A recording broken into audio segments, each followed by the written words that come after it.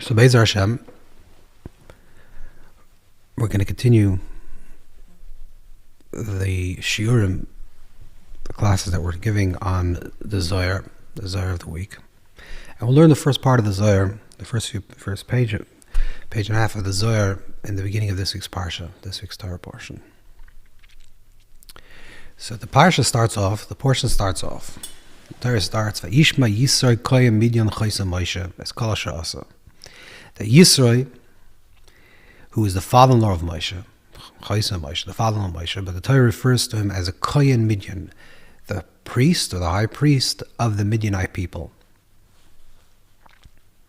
And he hears everything that happens, and the Torah continues where Yisro comes back and brings his wife, Moshe's wife and his children, and names the children, and he brings them back to Moshe.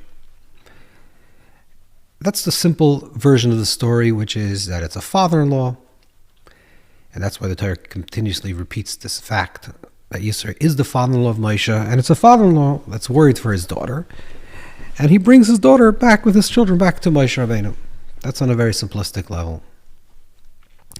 There's a famous argument in the Gemara in Zvachim whether Yisro shows up chronologically the way it's written in Torah, which is before Matan Torah, before the giving of the Torah, or Yisro shows up after Matan Torah, that it's out of order. That there's no real chronological order in the Torah, and therefore Yisro really shows up after Matan Torah. Even though the story, the way it's written, is that he shows up before Matan Torah.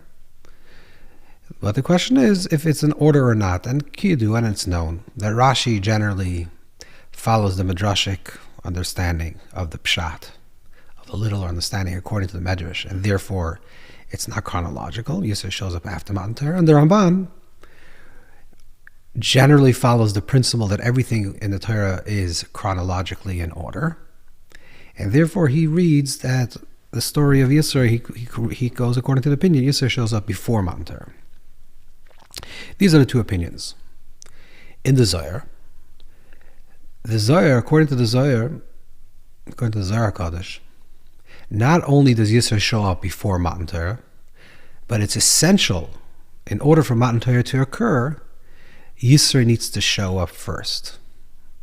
Yisro, who represents the idea of Yeser, something on the outside, represents something that's connected to the convert, coming from the outside world. That's why the root of the word Yisro is Tur, like the same root as the word Rus, who's the famous convert.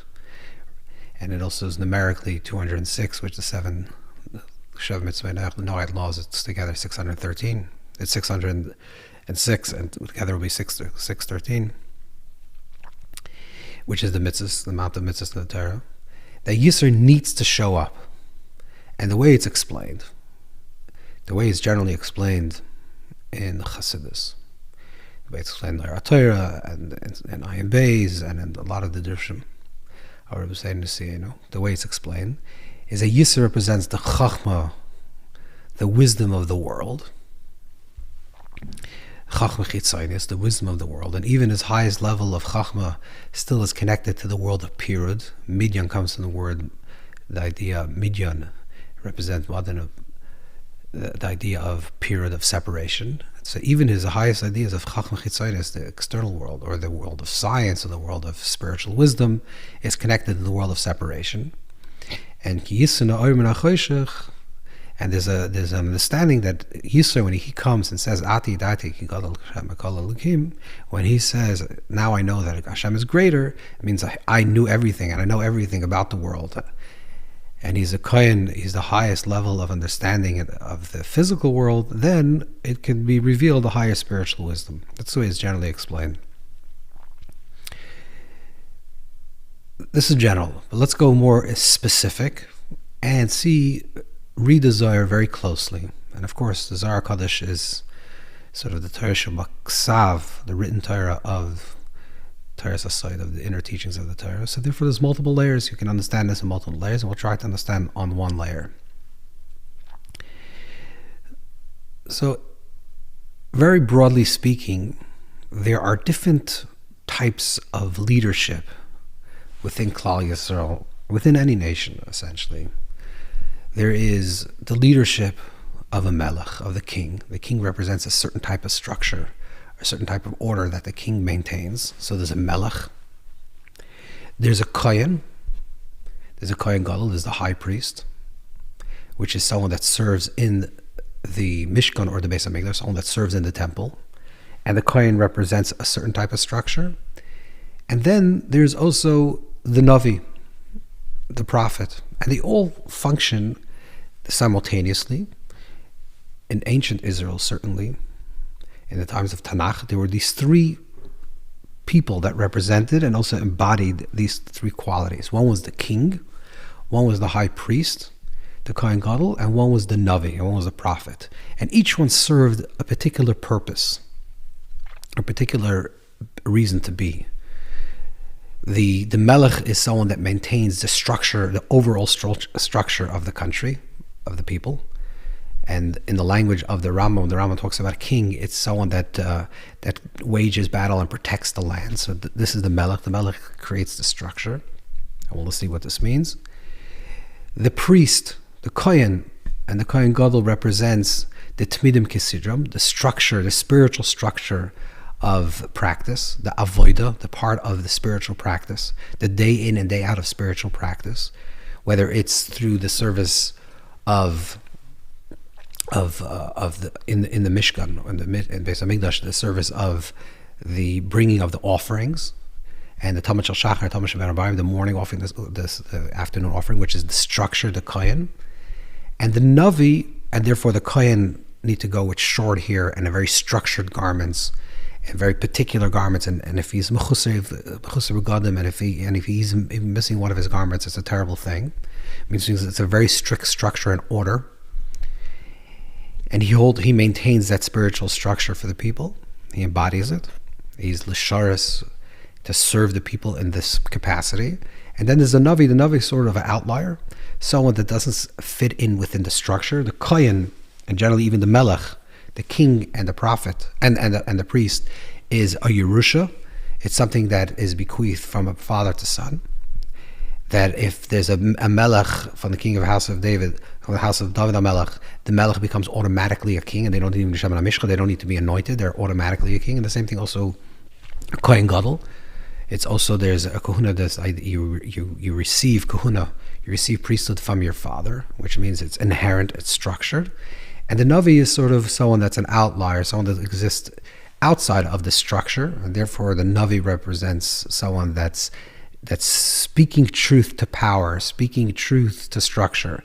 That when they see something wrong within the structure of the way Klal Yisrael is functioning, the prophet is someone that stands on the outside and sees something different, and it can even admonish even the king or the priest.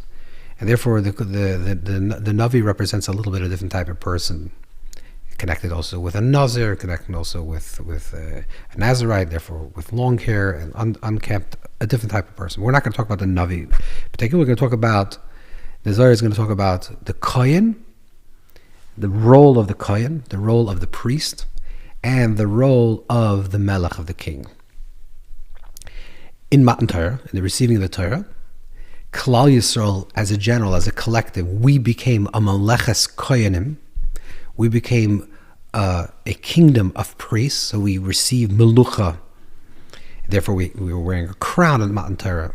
The two crowns that were given to us represents the idea of Melech, that we became a king, that we gained this mastery of a Melech. Melech Lev covered the idea of mastering, being in a king posture, and also we became Kohenim.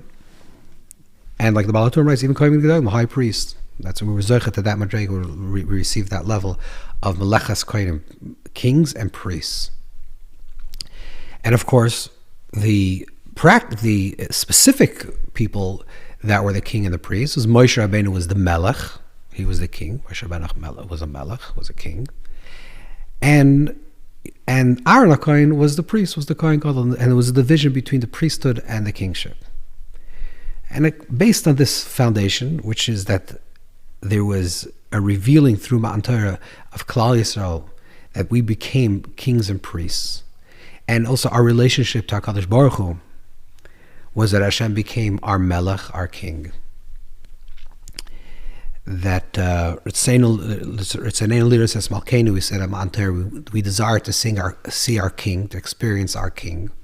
Like the Mechilta brings down, the Rashi brings it down, the idea of kingship. And it was revealing of this idea of priesthood. So let's understand a little bit. Let's read a little Zohar. Let's see what the Zohar has to say about this topic. There's something very, very profound, simple but very profound. So the Torah describes Yisro as a priest. So sort of the Kohen shows up first, but the Kohen, not the priest that is part of Klal Yisrael, but someone that's outside. A different type of Kohen. He's a Kohen to Midyan. So Rav Chizkiah Pasach, and the way the Zohar goes, it seems to be going in a different direction, and we'll see how it's connected. We see Rav Chizkiah opens and begins and says, "Omar v'yisa arnes yodav ksiv yodei chad." It says that Aaron lifted up his hands. When Aaron, the Kohen, wants to give a blessing to the people, it says it lifts up his hands. But the way the Torah describes it, is yodei chad. It says it's one hand.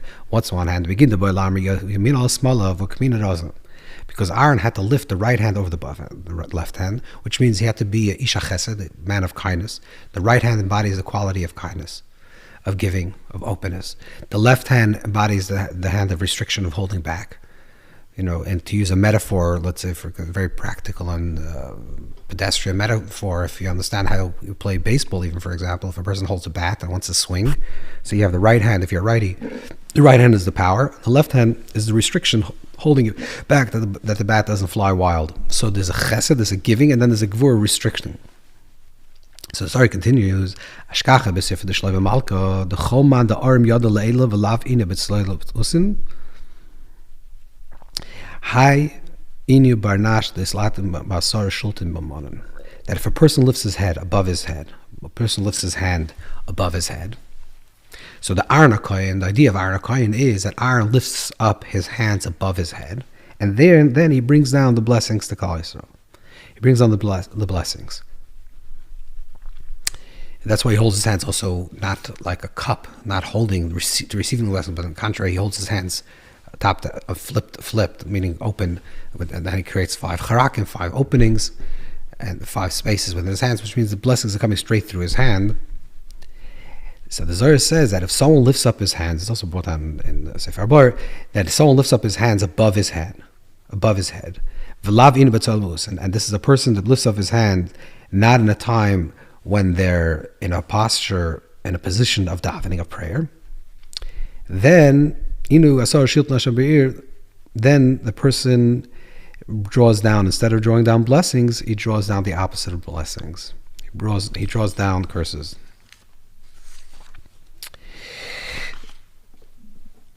The Zohar continues.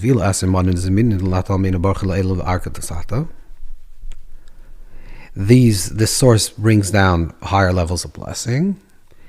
Only if a person does this correctly during a time of davening. Therefore, the Zohar says a person should be careful not to lift his hands above his head. And like the Ramak writes, only if your hands are open, completely open. You should not lift your hands above your head.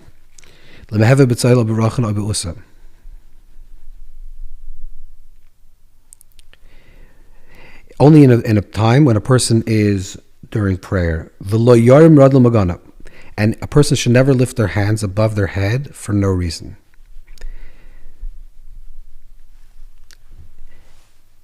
Because if you do that, you lift up your hands above, then a spirit of impurity will attach itself to your hands, because the nature of the impure forces is that it connects itself to empty vessels, and blessings do not rest on hands that are empty. Then the Zohar continues to speak about this idea that a person should only lift up his hands when they are in a state of prayer. Okay, that's the first thing that the Zohar speaks about. To lift up your hands which is a posture. What is the idea of hands above the head? So hands generally is Yad Maskaniasem. Hands represents the world of the material, connected to the material world. Therefore, there's also possibility of impurity. When a person lifts up his hands, it means they're lifting their hands above the level of intelligence. So there's the brain, so to speak, where the place of the capacity of the mind, of intelligence. And the idea of lifting up your hands is reaching out to something that is transcendent beyond your mind. Something that is utterly transcendent beyond the rational, something mystical, something that's beyond, something infinite. But if a person does that in a state that they're not in a state of davening, not in a state of prayer, which means they just lift up their hands on their own for no purpose, especially if the hands are open, the Zohar says then you're drawing down something that's negative, some negative forces. But the Kohen, again, what's the Kohen? The idea of the Kohen is the one that lifts up his hands above his head and draws down blessings. That's the first point that the Zohar makes. Then the Zohar continues and says, "Tachazi b'rozi Kedusha iyu melech v'kohen im shamas tochtei bein leila ben tate." There is a kohen and a melech. There's the idea of a king, kingship, melech, and there's the idea of a kohen that is connected to Kedusha, connected to the holy side, bein leila ben tate, and the kohen, the melech is raza the kodesh hakadosh v'ya melech ilah. The high is the Holy of Holies is the highest king. Then below it is the Kohen Gadol, the high priest, the Kohen, in which this Kohen Gadol is from the right side, the side of Chesed. And then it says also, this is reflected also in this world, there's also going to be the correct Kohen, the Kohen that reflects the higher level of the Kohen, and the correct Melech, and the correct king. But Besitra Achara, the Lavi, you see the Kedusha, Yisro Melech, you should know, says the Zohar, that there's also a Melech, there's also the idea of a king that is connected to the other side, to the negative side of this world. And this other king is called an old, foolish king. And the same thing also with the same thing also, there's a man that there's a person that embodies this quality of a kohen oin, the quality of a priest of Clippa, of the negative side. Says the Zohar, Rosa the Mila, the secret is the Shata, the high melech high kohen is kafim isamaru. The secret is when this king, the negative king, and the negative side of the kohen become humbled for the side of Kedusha, then all the other negative forces in the world become subservient to the higher power of a Kadosh Baruch Hu, the Creator. Again, and then the the transcendent one, the Kadosh Baruch Hu, is the ruler both on the higher level worlds. That Hashem will be one in this world. So therefore, what is the king? So the story of the going out of Mitzrayim in order to receive the Torah, when we receive the idea of Malchus, we receive the idea of Melech, of kingship, when we receive the idea of Kohen, that we become a Melech's Kohen, we become a kingdom of priests, in order for the Matan Torah to happen, in order for the receiving Torah to happen, says the Zohar, the Taver Melech Zakon V'Ksil V'do Pare. That this Melech Zakon V'Ksil, the embodiment of this negative power called king, is embodied in the quality of Parai. So Parai says, okay, even we could only pass over Amaloi Daitis Hashem on Parai. And Moshe Rabbeinu comes to Parai and says that the God of Ivrim came, and Parai says, V'loin Daitis Hashem, I don't know the idea of Hashem. And then eventually through the Makkos, through the story of the plagues, he eventually comes to the submission that there's a higher king. So that's the first king. So when the king, that's the first element. So in order to be revealing of the higher king, the first has to be the submission or the transformation of the lower level of king, which is embodiment by the quality of Pari.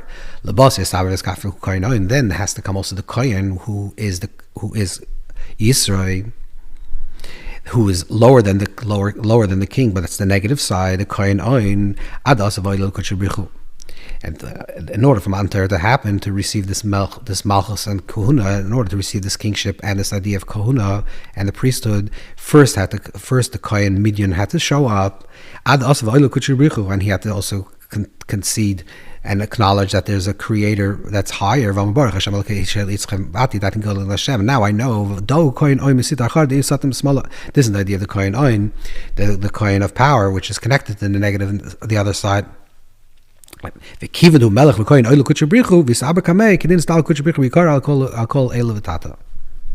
And once the Kohen and the Melech and the Kohen acknowledged that there's a higher power of HaKadosh Baruch Hu, that's when we were able to receive the Torah and Hashem, and that's when the revealing of the oneness of Hashem was revealed in this world.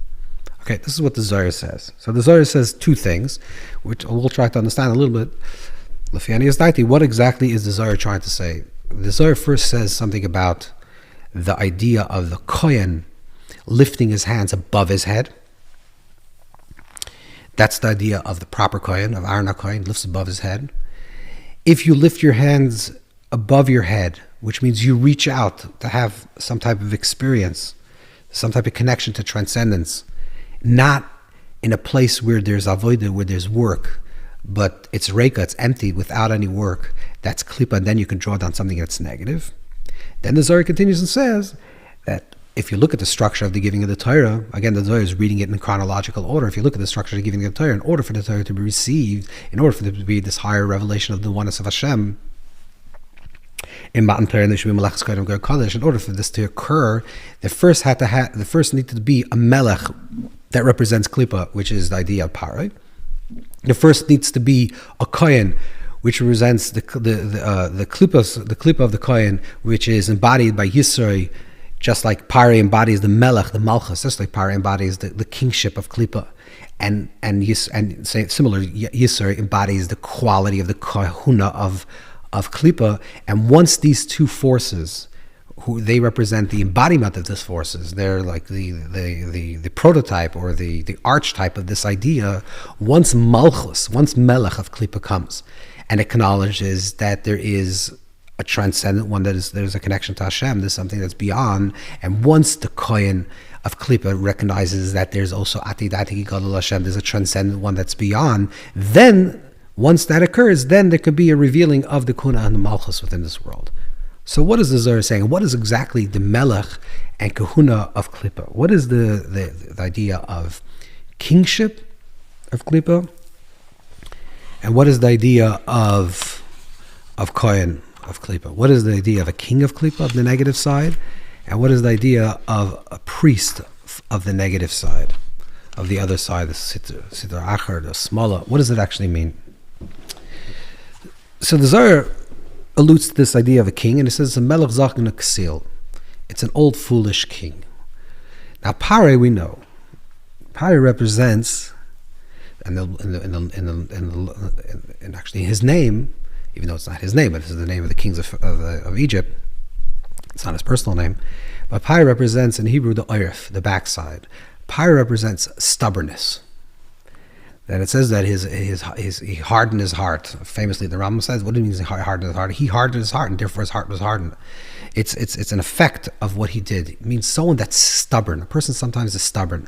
Melech, the idea of kingship, is connected to ratzon, to desire, to the ratzon l'melucha, the desire to being king is connected to the ratzon, to the will of a person.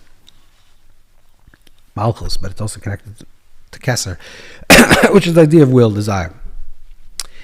The will of Kelipa is stuck, is someone that is stuck in a certain paradigm, stuck in a certain way of thinking, a certain way of being, that the way they think the world is, that's the absolute way it could be. This is what the stubbornness of Parah is. This is why in the Midrashikim, as the Parah doesn't go to the bathroom, doesn't think that he has to relieve himself, is because he's stuck.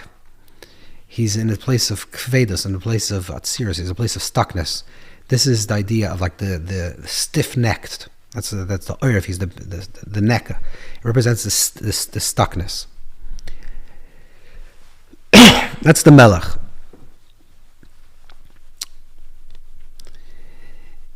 The positive quality of Malchus, the positive Kedusha form of Malchus, is Kabbalah Soil. is a type of commitment to something. Ein alav l'Hashem l'kov, when it talks about the melech, that the melech is the person that brings the yiras Hashem, the person that brings the awe of Hashem. The melech is the embodiment of Kabbalas El, the acceptance of the will of Hashem, the desire of Hashem. But it's malleable, because if Hashem says to do something else, then you're open. It's a strong commitment to do. It's like a nasa commitment, like nasa v'nishma. It's a strong commitment to do and to be completely committed to this project, and committed to Kabbalas El, committed to accepting the will of the Creator and the desire of the Creator of what has to be done in this world. And I'm completely accept that. I'm Makabal Ol Malchus Shamayim, accepting the Ol Malchus, the heavenly kingship upon myself, which means I accept that I am an Eved and I have to do the will of Hashem. But I'm not stuck in my paradigm of what I think is true. I submit my saying, En Elav Hashem Lekov means I completely, like the Tzemach Tzedek writes in Derech Tzedakah, I mean, a melech, the whole idea of a melech is that he accepts upon himself that there's something that's transcendent of him, and he accepts with absolute faith that whatever the transcendent one wants from him, this is what he wants to do. This is what he's going to do. So Malchus really is less than Megameir Kulam. This is the epitome of Malchus, of this acceptance, like David HaMelech is the epitome of Malchus based David. That's the true definition of king, like the Rambam writes. That is the definition of king, of Klal Yisrael, is someone that has no personal self, and it's just submission to the will of the Creator. The flip side, of the Clippa side of that, is when a person gets stuck in what they believe to be true, that they even when Hashem Kaviyachol comes to them and says that I am Hashem, he says, Anochi lo yadaiti, Shmi Hashem lo yadaiti is Hashem. I don't know Hashem. I can't be connected because I'm very stuck in who I am. That's the Malchus. That's the Melech. What's the Kohen? And that's really what the Torah is talking about here. Because that we already dealt with in the previous Parshas. That had to be a breaking open of the Malchus, the kingship of Pare, the Oiref, the stuckness, and should be freedom. And Avodahim lo yavodah la'avodim, which means a type of submission to a higher power, a recognition that the higher power is constantly talking to us, and therefore we're always malleable and open to, and not being stuck in the certain way that we think this is the way it should be done. And we have Kabbalah Sal, and we accept whatever the will of Hashem is in that moment. We accept it. That's the Kedusha. That's the Kedusha of Malchus. The negative side of Malchus, the negative side of kingship, is Melech Zaken Ksil, an old foolish man, an old foolish person, which means a person that's stale and stuck in his old perceptions of the way things are, and that's it. There's no other way. What's the Kohen? So in order to be revealing of this Malchus, of this idea of Malchus, in this world, this higher level of Malchus, and Moshe Rabbeinu is the Melech, and to bring down the Malchus Shemaim, to bring the Malchus Shemaim in this world, the kingdom of heaven, the kingship of heaven into this world, there first had to be a Melech, Zaken Aksil. There had to be an idea of a Melech, of a king, that was embodied by the quality of Par, the king of Clippa, and that king of Clippa had to be broken and opened up, and then we can receive the higher level of Malchus. Similarly, says the Zohar, is with the Kohen. On a pshat level, on a very simple level, the Zohar is saying that there had to be the idea of a Kohen, and then this Kohen had to submit himself to the higher power and say, Ati, Dati, Hashem, Kol Elokim. And once the Kohen submitted to the higher power, then there could be a revealing of Kohen in this world, a proper Kohen in this world, a proper priest in this world, Melechus Kohen of Kodesh, and then also eventually the Kohen of Aaron HaKohen. What is the Kuna? But the Zohar also says, in the beginning of the first part of the Zohar, and it's obviously connected, the first part of the Zohar talks about a Kohen lifting up his hands and saying that a person should, that's the idea of the Kohen, to lift up his hands, but a person should never lift up his hands if they're not in a posture of davening. It's also brought down in Rav Pinson, or Pinchas Karetz writes that when a person is davening, and somehow in the middle of the davening, but it's not conscious, your hands just fly upwards, that's proof that now you're receiving blessings from on high. But of course, obviously, you shouldn't do this intentionally. There are Pinchas Karetz that writes this, because there's a lot of Mekubalim talk about this. Besides the Zohar, a lot of Mekubalim speak about the seriousness of lifting up your hands for no reason. Of course, if you have to change a light bulb or something, you can lift up your hands. But if you do it for no reason, or you're not really davening, or you're pretending, or you want to get to daven, you shouldn't lift up your hands above your head. So there's the idea of lifting up your hands above your head. What's the idea of a Kohen? What is a priest? What does it represent? And the Zohar clearly says that it's that Kedusha only rests in a place where things are complete. Blessings only rest in a place where things are full, where things are not empty. So a basic difference between Clippa, the negative side, and Kedusha is that Kedusha means participation. Kedusha means avoida, work. Clippa is when Klal Yisrael left Mitzrayim, they say, we remember the free food that we ate in Mitzrayim. What do you mean it was free? They were slaves, and therefore, because they were slaves, they ate. It means that there was a disconnect between their work and the result. It's not if they worked harder, they got better food, and they worked less, they got worse food. They worked, and then they got food. That was free. It means there was no relationship between the work that they did, the avodas perach, which is empty work that has no purpose. Like the Rambam writes, you're not allowed to do avodas perach, you're not allowed to tell your slave to do something, or someone that works for you to do something that you don't have no value in the thing that they're doing. This is avodas perach. So there was a disconnect. So Clippa means free. When you receive things in this world that are free, without any work, without a participation, there's no blessing. It's named ksufa, it's shameful bread, and eventually also there's no blessing. Blessing comes when there is work. You see this throughout various different images in the Torah, where the Torah wants to describe a Kedusha experience, a holy experience. A holy experience is when there's avodah, when there's work. When Yosef has a dream, and it says he has a dream, he sees that we're working in the field. When Pari has a dream, he sees that there's cows walking. It's not participatory. Participation, because the purpose of intention of creation is that not that we should receive free but the truth is that even though that in itself is something, a level, but the idea is that we should participate. We should be a part of the Creator in this world.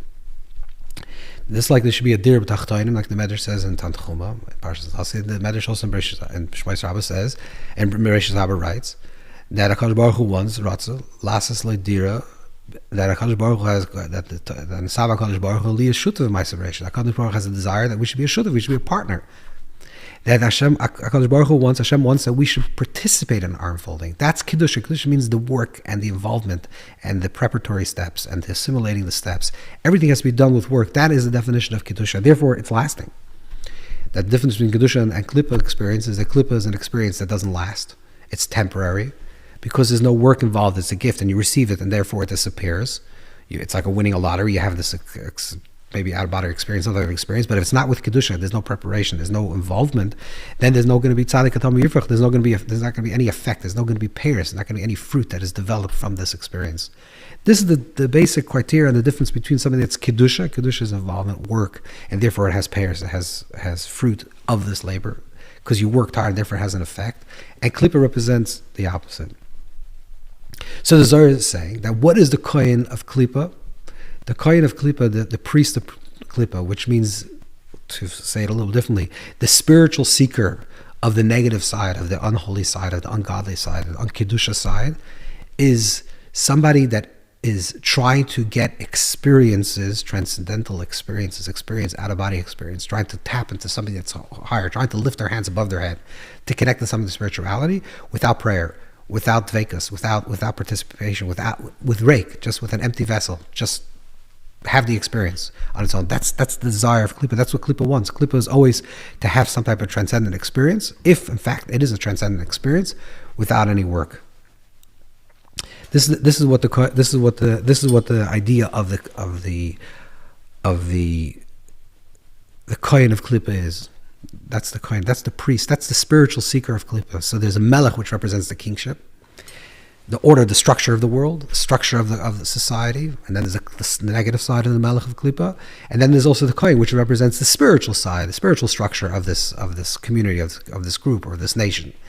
And the Clippa, the negative side of the Kahuna, the negative side of what the priesthood represents, is a desire for transcendence, a desire to connect to something that's beyond the head, beyond, but without actually any work, without doing anything about it, without participating, without avoiding. And in order for there to be the revealing of the proper melech in this world, in order for there to be the proper kingdom and the proper kohuna, says the Zohar, First has to come the Melech Zachem Exil Par, and that has to be broken. That Clippa has to be broken. That negative side has to be broken, and the recognition that there's a transcendent power. And then the second thing is that the second idea of the Kahuna has to be broken, which is the Kahuna of the order of the structure. And even though the Kohen represents the orderly in the structure, he represents the spiritual embodiment of the avoid of Klal Yisrael, of the work of Klal Yisrael, the work of Klal Yisrael, the participation and the avoid of Klal Yisrael. That's why it's called avoid. It's work. And he represents the Kohen represents someone that's drawing down blessings from the higher place, but specifically through avoida. And that's really these two qualities of Malchus and Kahuna is also very much related to the two qualities of Nasa and Ishma. Nasa is the Kabbalah's oil. Nasa is the acceptance of the yoke of heaven. That's the Malchus. I accept that I have to do it, even though if I'm an Eved, I don't understand. And Nishma means I understand. And Vayishma Yisro, Yisro hears, Yisro understands. Because Yisro is going through a transformation, because the idea of normal Clippa, Kahuna, the idea of priesthood in the level of Clippa is there's no Yishma, there's no understanding, there's no inner process of development of the idea and to achieve transcendence. But it's just like, it's the opposite, like to empty the mind, to have this out-of-body experience by being induced into the state and then have some type of spiritual experience, whether this isn't real or it's not, but that's what the desire is. But here we're seeing that Yisro is transforming, Yisro is understanding that the Kahuna of the Kahuna of the negative side, the Kahuna doesn't have avodah, and the Kahuna therefore doesn't bring down blessings. It's not from the side of chesed, of compassion that's going to bring down blessings, but the side of gvura, very selfish and very about themselves, is not the proper way. And so when the Kohen Midyan, and this is why the Torah stresses this point, even though, like the Arachaim HaKadosh asks, how could the Torah describe Yisro as a Kohen Midyan? It seems to be a negative thing that the Torah is describing about him, and is trying to say that he's a good person, and he's a holy person, and he's coming to accept Matan Torah, and maybe to convert, and to become part of Klal Yisrael. And here the Torah calls him a Kohen Midyan, because that's what we're saying. In order for the Kahuna, for this idea of priesthood, for this idea of spirituality, to say in a very simple language, to understand what the spirituality of the Torah is, we have to understand that the spirituality of the Torah is kahuna, is not lifting up our hands to the place of transcendence without any avodah, without any tefillah. It's not the idea of purely being stuck in something, of course, that which is the malchus, but certainly not the idea of kahuna, of kohen oin, but the idea of proper kahuna, meleches kohen v'ger kodesh, and therefore that's the way we become a holy people. So this is some of it, what the Zohar is actually talking about. And Be'ez Hashem, we should implement these ideas in a very correct way, that have proper Kabbalah. So, Nasa, accept the will of Hashem at every moment. And sometimes the will of Hashem changes as life changes, and therefore to be open to that, to recognize that sometimes the will of Hashem changes, and to recognize that our spirituality that we're looking for, the Kahuna that we're looking for, to be a Kohen, a nation of priests, a nation that's connected to something that's transcendent, shouldn't be something that's out of our body without an avodah, but we should lift our hands to transcend, to receive higher blessings and higher wisdom and higher understanding from a place of avodah, from a place of work and transformation inwardly, a place of nishma, to understand and to go through processes in order to get to a place that is beyond us and transcendent of us, and be connected ultimately and experience Dveikus HaKadosh Baruch Hu in every moment. Have a wonderful Shabbos.